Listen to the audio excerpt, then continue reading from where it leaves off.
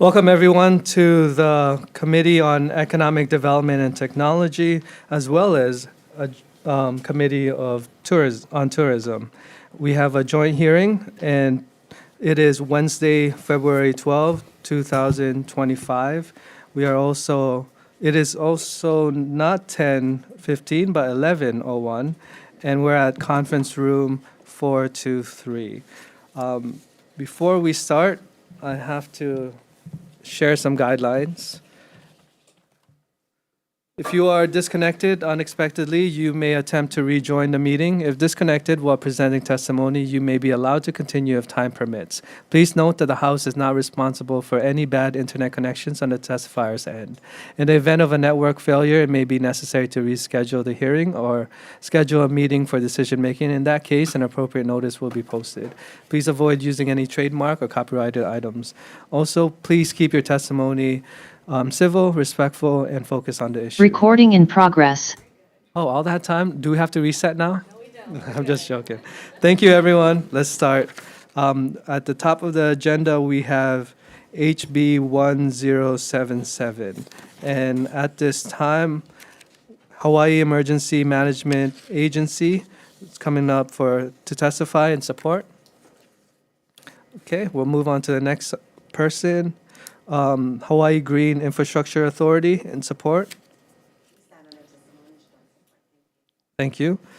Hawaii State Energy Office in support. Good morning, Chair, Vice Chair, Representatives. We stand on our testimony and support.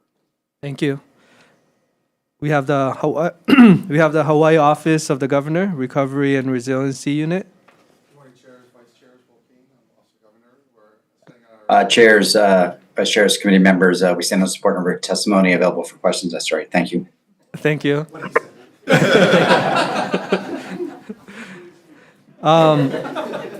Thank you, everyone. Moving on to our next testifier, we have DBED in support. Good afternoon, Chair. I have to follow Luke Myers, but DBED stands on his testimony and support. Thank you. We have the Attorney General with comments in Zoom. Oh, in person. Sorry. Good morning, Chairs, Vice Chairs. Thank you. I'm John Cole with the Department of the Attorney General. I just wanted to point out that Section 2 of the bill that establishes the Climate Mitigation and Resiliency Special Fund, in that includes that the monies to be deposited into the special fund are the fees collected under the chapter and any rule adopted under it. However, the chapter doesn't authorize the collection, imposition, or collection of fees. So we recommend either deleting that portion or to authorize the imposition and collection of fees through the rulemaking process. And I have a suggested amendment in my testimony. Thank you. Moving on to our next testifier, we have the Department of Taxation with comments. Good morning, Chairs, Vice Chairs. Gary Sugunuma, Director of Taxation. The Department stands on its written testimony offering comments. Thank you. Thank you. We have DLNR in support. Aloha. I'm Emma Ewan with DLNR. We'll stand on our testimony and support.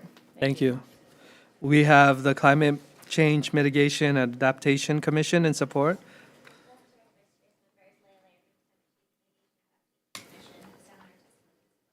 Thank you. We have the Office of the Governor. Same thing, so I stand on my testimony. Thank you. We have the State of Hawaii Office of Planning and Sustainable Development in support.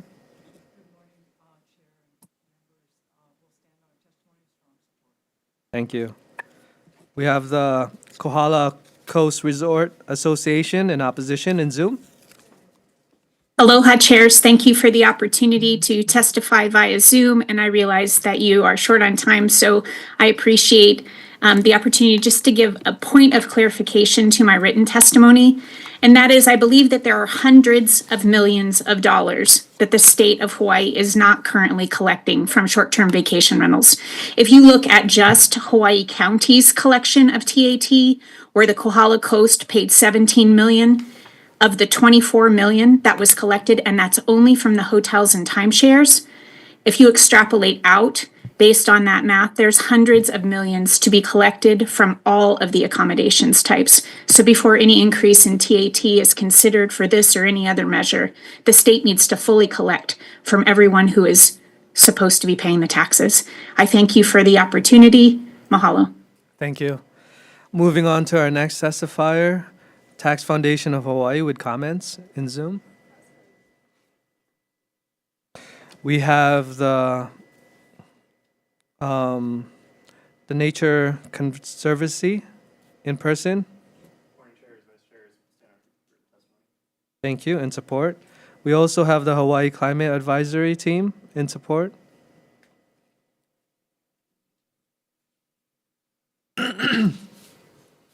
Good morning, Chair, Vice Chair, and members of the committee. I'm Gwen Yamamoto Lau, representing the CAT. We stand on our written testimony in support, but I just wanted to underscore that it's not a matter of if another disaster will happen, but when another disaster will happen. The CAT did some polling, and 72% of our residents support environmental resiliency, 73% support infrastructure resiliency, and 71% of Hawaii residents believe that what happened in Lahaina will happen in their communities. However, they only believe 39% of the communities are ready for this, and that's why we need this bill to pass and the ongoing reliable funding so that we can make our communities safe. Thank you. Thank you. We have 25 testimony in support, 11 in opposition with 4 comments. Is there any other testifiers in the room wishing to testify? Thank you, Chair. My name is Melissa Pavlicek. I'm here today on behalf of the Care for Aina Now Coalition, and you have our testimony. We have some comments, but I also wanted to add that we recently completed a study which indicated a $560 million gap in the resources needed to do natural resource protection and restoration. This bill is very important, and I ask that you please advance it. Thank you. Thank you. Is there any others? Aloha, Daniel Naho, OPE Interim CEO at the Hawaii Tourism Authority. We submitted late testimony in support with comments. Our comments are to ensure that the funding mechanism has a clear nexus with tourism resiliency. Mahalo. Thank you. Is there any other testifiers? Aloha, chairs, vice chairs. Hannah Leziak here on behalf of the Ocean Legislative Task Force. Our task force is comprised of over 120 individuals who deeply support the protection of our Aina and our oceans. Now more than ever is the time to build a safety net for our environment. So I urge you to please support this bill. Thank you. Thank you. Is there any others? Any in Zoom? Committee members, any questions? We are going to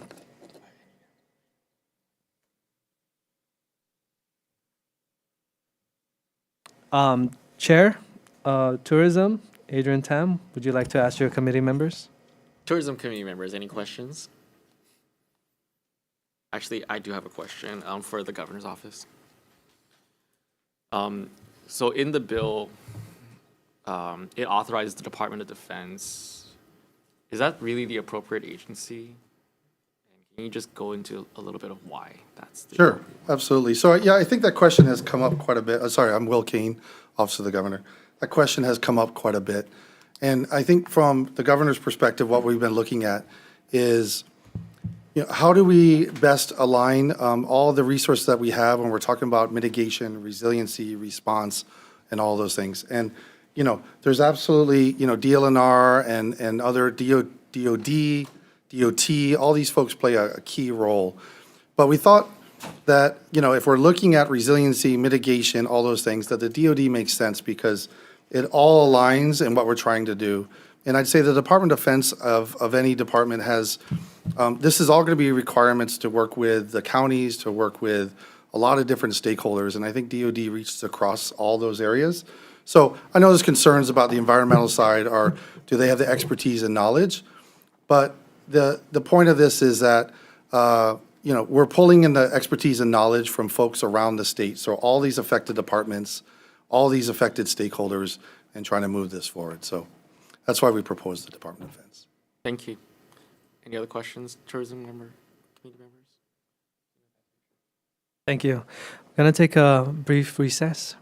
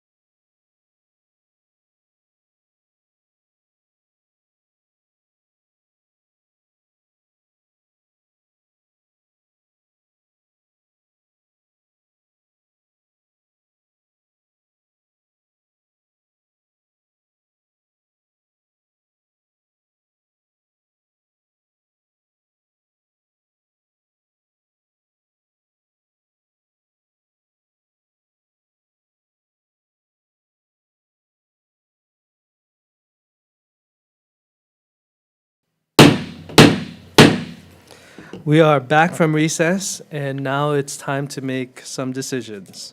With HB 1077, the chair's recommendation is to amend this bill so that the proposed 1.75% increase in TAT is not allocated to the two special funds.